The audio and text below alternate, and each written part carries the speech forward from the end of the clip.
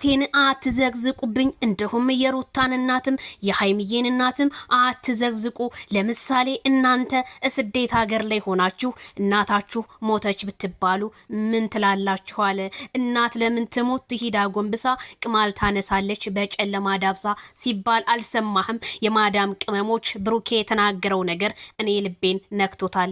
ከቤተሰቦች በፊት ሞቴንም እኔን ያስቀድመኝ እላለሁ። እንደኔ እኔ የራሴን እናትም ስለምወድ የሰውን እናት እወዳለሁ።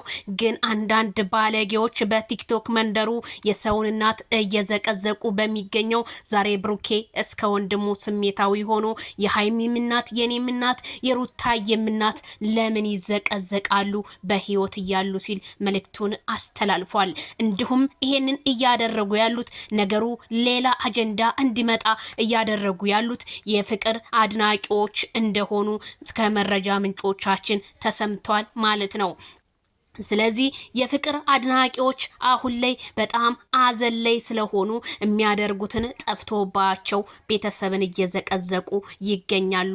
ግሬስ ፋሚሊና ጨረቃ ፋሚሊ ይሄንን የመዘግዘቅን ፕሮግራምን ከዛሬ ጀምሮ ማንም ሰው እንዳይዘቀዝቅ እያስተነቀቁና እንዲሁም እርስ በራሳቸው እንዲታረቁ እያደረጉ መሆኑ ከመረጃ ምንጮቻችን ተሰምቷል።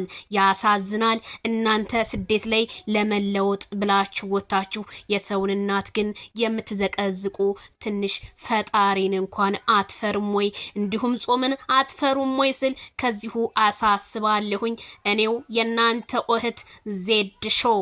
ስለዚህ ባካችሁ ፕሊስ ፕሊስ ላለሁኝ። በሌላ ፕሮግራም እንገናኝ። ሰላም ደሩ። ላይክ ሼር ሰብስክራይብ